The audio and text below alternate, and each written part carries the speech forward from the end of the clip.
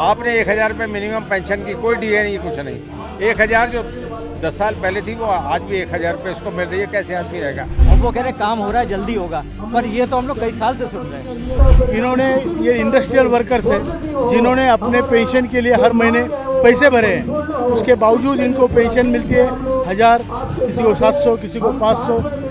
Average pension पूरे India में 1171 है। एम्प्लॉय पेंशन स्कीम के तहत 81 लाख जो पेंशनर्स हैं आज देश भर में अलग अलग जगह प्रदर्शन कर रहे हैं। और अगर हम बात करें जंतर मंतर की तो यहाँ पर भी एक ऐसी तस्वीर देखी जा रही है जो ईपीएस यानी एम्प्लॉय जो पेंशन स्कीम होती है उसके तहत जो तमाम 95 जो जिनका एक कहा जाए कि पूरे देश भर में एक आह्वान था। यहाँ तस्वीरों में आप देख सकते हैं भारी संख्या में यहाँ तमाम वो पेंशनर्स मौजूद हैं। एम्प्लॉयमेंट या कहा जाए कि एम्प्लॉय पेंशन स्कीम के तहत जो चाहते हैं कि उनकी जो मांगे हैं वो सुनी जाए। हालांकि तस्वीरें ये दिख रही हैं देश के अलग अलग राज्यों से लोग यहाँ इकट्ठा होना शुरू हो गए हैं और 3 दिन ये जो प्रदर्शन है वो चलेगा।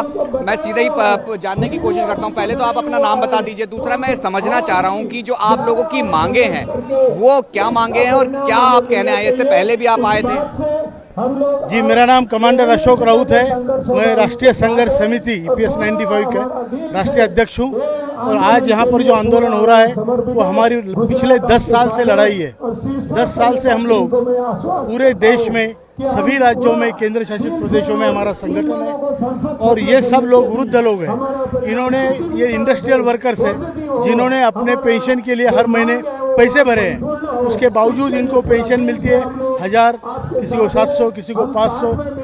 एवरेज पेंशन पूरे इंडिया में 1171 है। तो इसके लिए हमारी लड़ाई, हमारी 4 मांगे हैं।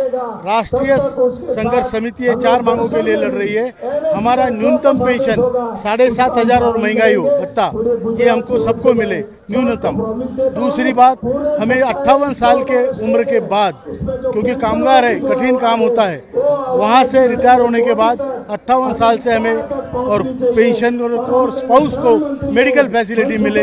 हायर पेंशन के मुद्दे के मामले में जो सुप्रीम कोर्ट का निर्णय है उसे बिना भेदभाव के लागू करें और जो लोगों को इस स्कीम में शामिल नहीं किया उनको शामिल किया जाए और 5000 रुपये का मानधन दिया जाए। अभी जो आपको पेंशन मिलती है और जो आप चाहते हैं उसमें कितना फर्क है और क्या आपको लगता है कि बदलाव हो पाएगा? देखिए, हमने माननीय प्रधानमंत्री जी को 2 बार हम मिले, चर्चा हुई है। वित्त मंत्री जी को 3 बार चर्चा हुई है। उसी प्रकार हमारी श्रम मंत्री जी से 20 बार चर्चा हुई है। कैबिनेट सचिव, वित्त सचिव, एक्सपेंडिचर सेक्रेटरी, सबके साथ हमारी चर्चा होके हमने पावर पॉइंट प्रेजेंटेशन देके ये प्रूव किया है, सिद्ध किया है कि हमारे पैसों से हमारी मांगे पूरी होती है और छोटा बहुत डिफिसिट रहेगा तो भारत सरकार ने उसमें भाग लेना चाहिए। अच्छा, ये लग रहा है आप लोग देश भर से आए हैं, अलग अलग राज्यों में ये देखा जा रहा है, क्या लगता है कि एक समान ये चीजें हो पाएंगी? नहीं, ये तो सेंट्रल गवर्नमेंट का ही काम है। सेंट्रल गवर्नमेंट ही डिसीजन देगी। एक्चुअली जो ईपीएस से कवर नहीं होते हैं वो ईपीएस 95 में आते हैं। तो ये 81 लाख पेंशनर हैं और 7 करोड़ लोग जो है इस वक्त वर्तमान में काम कर रहे हैं। तो उनको जो है उनके लिए ये स्कीम है तो उनको देना चाहिए। ये लोग 1171 रुपये एवरेज में एक सिलेंडर 800-900 रुपये का आता है। कौन दो दंपति, वृद्ध दंपति कैसे अपनी रोजी? और दूसरा मेडिकल फैसिलिटी नहीं है। हमको अगर ये पेंशन मिल रही है 1100-1200 तो हमारी सारी फैसिलिटी बंद हो जाती है, क्योंकि ये पेंशन हमें कोई भी न राशन ना कोई भी फैसिलिटी नहीं है, ना कोई कार्ड है। तो हमारे लिए ये कार्य किया जाए और हमको जो है पेंशन बढ़ाई जाए। और 200-250 पेंशनर पर डे मर रहे हैं, तो इसलिए सरकार को तुरंत ध्यान देना चाहिए। ये संघर्ष समिति है ईपीएस 95 जो इसमें आप देश भर से लोग जोड़ रहे हैं, तो क्या लग रहा है कि लंबा वक्त हो गया है, बदलाव होगा कुछ इसमें? नहीं होगा। बार बार अभी आदरणीय कमांडर साहब ने बताया 5 तारीख को श्रम मंत्री ने बुला के बैठक करी। उन्होंने कहा आपका काम हो रहा है। उन्होंने तो कमांडर साहब ने कहा कि ऐसा है, काम हो रहा है, कई बार कहा जा चुका है। पर अब आप डिसीजन लीजिए। 3 दिन हम लोग का आंदोलन है, यहीं पे आके घोषणा कर दीजिए तो काम खत्म हो जाए। और वो कह रहे काम हो रहा है, जल्दी होगा, पर ये तो हम लोग कई साल से सुन रहे हैं। तो लग रहा है ये उम्मीद है इस बारी? उम्मीद तो बहुत है।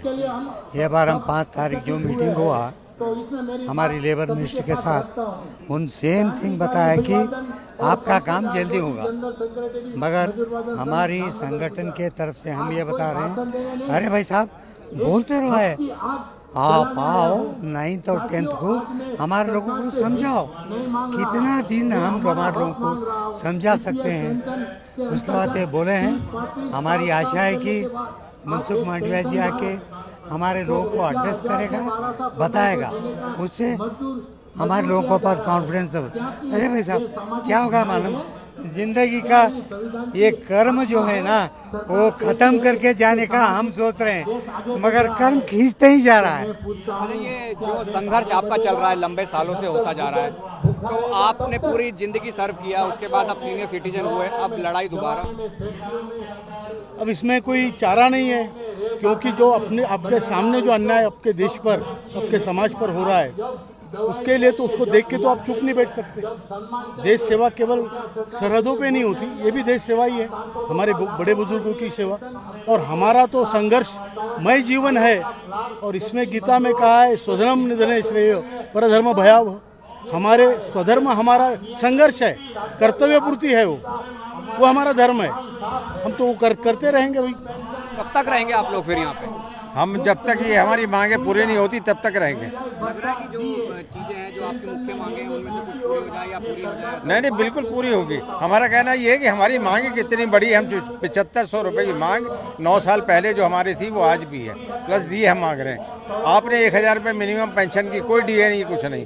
1000 जो 10 साल पहले थी वो आज भी 1000 रुपये इसको मिल रही है। कैसे आदमी रहेगा?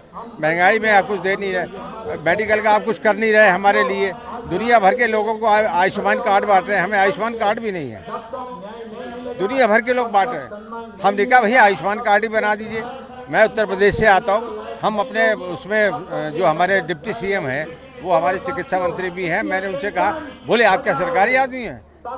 तो मैंने कहा मैं प्राइवेट भी नहीं हूँ, हम सभी गवर्नमेंट थे। आपने जब तो हमारे ऊपर IAS PCS फाइनेंस सर्विसेज के लोग बैठाए, तब आप कहते थे आप इलेक्शन नहीं लड़ सकते, ये नहीं कर सकते। आज आप कहते हैं हम आदमी नहीं है, हम क्या सड़क छापे? बिल्कुल। तो लग रहा है कि अब उम्मीद है? बिल्कुल उम्मीद है, और लेके जाएंगे हम, नहीं तो यहाँ से वापस नहीं जाएंगे। पूर्वांचल का EPS 95 का अध्यक्ष मेरा, हम लोग 9 सालों से एक ही सिर्फ निवेदन कर रहे हैं, और सरकार के सर पे बिल्कुल जू नहीं रेंग रहा है। मेरा तो सिर्फ सरकार 10-10 लाख रुपए जो है फ्री में बांटती रहती है जब इलेक्शन आता है, और हम लोग का अपना पैसा जो जमा है उस पर 400, 500 या 1000 रुपये मिनिमम पेंशन हम लोगों को दे रही है। हमारा सिर्फ ये कहना है कि सरकार EPF 95 से मेरा कोई नहीं, मेरा जो पैसा सरकार ने लिया है वो मुझे जो 10 लाख 15 लाख जो 12.5% ये मेरा जो काट रखा है उसको ये सरकार मुझे वापस कर दे। मुझे सरकार से कोई भीख नहीं चाहिए, मुझे कोई मतलब नहीं है। मेरा पैसा, उसके लिए मैं भीख मांगने के लिए मैं यहाँ पे खड़ा हो रहा हूँ। मेरा पैसा मुझे वापस कर दिया जाए। मैं अगर उस पैसे को बैंक में रख दूंगा तब भी सरकार कितना इंटरेस्ट कितना कम करते जाए, तब भी हमें 4% 5% देगी ना, हम उससे गुजारा कर लेंगे। लेकिन ये मैं सरकार के पीछे कहा थे, ये केवल वोट की राजनीति करने वाले हैं, ये न गरीबों को सुनने वाले हैं, न विकास को देखने वाले हैं। ये विकास सिर्फ अपना करना चाहते हैं, ये गरीबों का कोई विकास नहीं करना चाहते। यही मेरा जो है निवेदन है। एम्प्लॉयमेंट यानी जो एम्प्लॉय पेंशन स्कीम 95 संघर्ष समिति के वो लोग हैं जो पूरे देश भर में 81 लाख पेंशनर्स हैं, जिनकी लड़ाई अब सड़कों पर है, और इस लड़ाई के संघर्ष को ये जारी रखेंगे जब तक इनकी मांगे पूरी नहीं हो जाएगी। कैमरामैन प्रहलाद के साथ राहुल प्रकाश, न्यूज़ 24 दिल्ली।